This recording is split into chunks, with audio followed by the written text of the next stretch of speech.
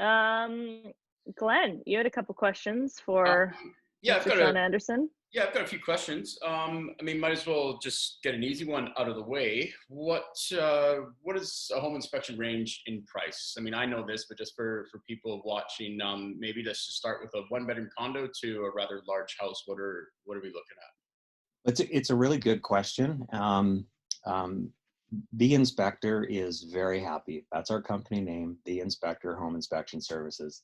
We're really happy that we actually post our rates on our website. Mm-hmm. I don't know why people don't. I think it's more because some people will upsell for other services that they might provide. We actually include all of that. We include the thermal camera, pest inspections, and recall check with every inspection. So it's all one price.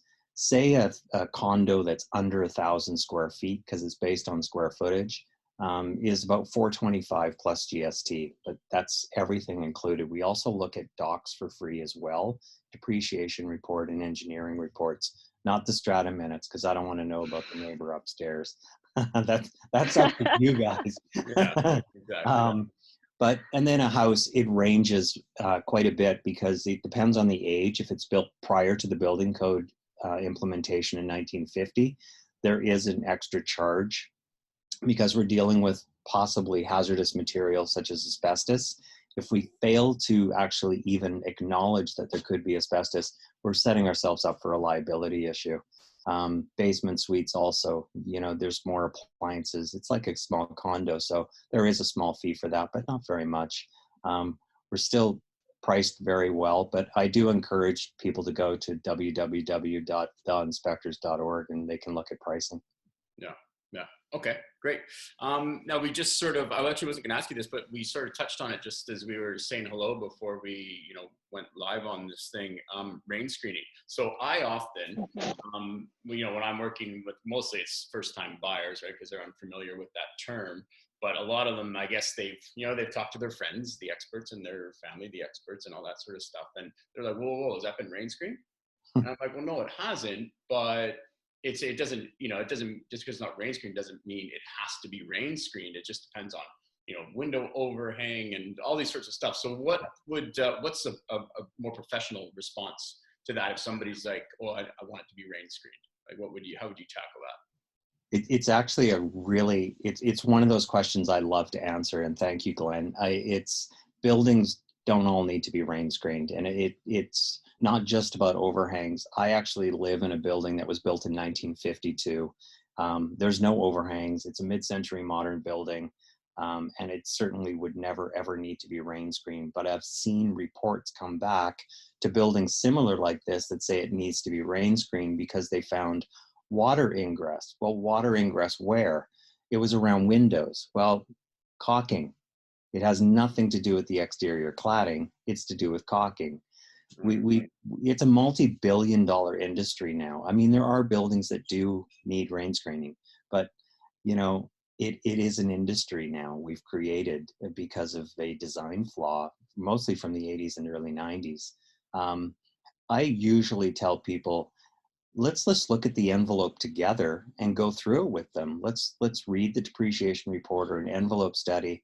Have they had true ingress? And I call true ingress coming from the wall, not from a window. It's a failed caulking. So we have to put things into perspective. I actually, the rain screen program is great.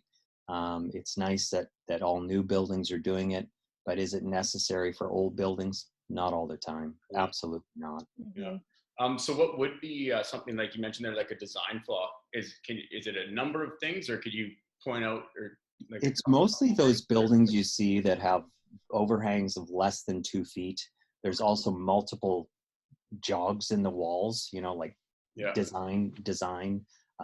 You see lots of them, the ones with the elevated walkways and all sorts of interesting architectural features. Okay. Architectural features that look pretty, but they don't work well when you have all these transitions that need to be caulked and flashed. Right. Yeah, I keep things simple and they won't leak. And keep things what do I always say about the number one thing that you always say for inspections? Does it always come down to grabbing?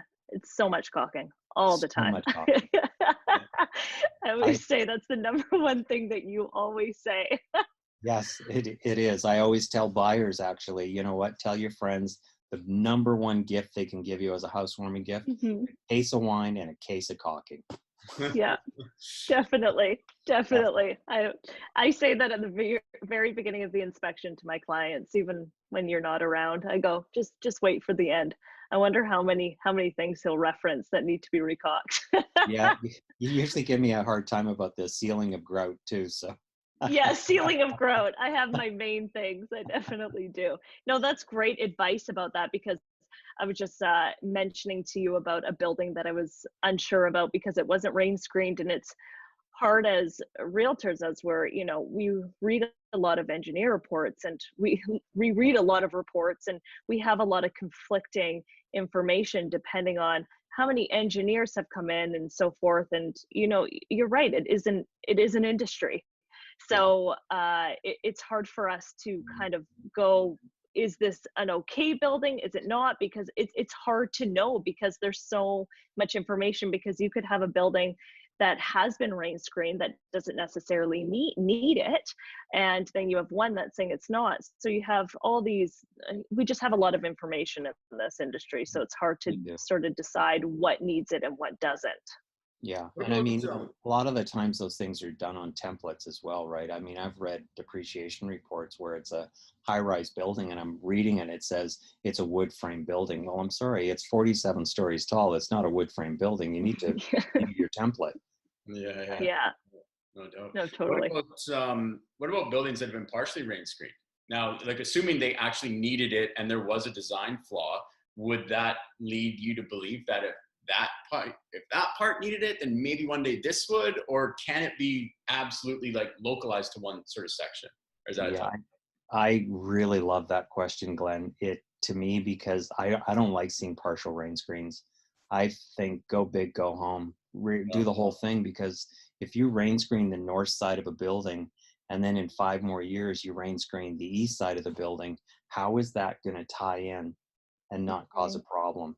And Right. we know in some areas in Fairview Slopes they have done that and they've had failures in those new rain screens. So, yeah. So And I've I I actually know. actually had a client a while ago just in Fairview, and the building when she bought into it was partially rain screened. Everything seemed to be fine, and then it was like 7 years later things came about, so they ended up doing the whole building. They again, so whatever was done, forget it. We're starting from scratch, and the building's yeah. phenomenal now, right? So they even got rid of that. Okay, well that's good. I'm learning. Yeah, Something. that's great.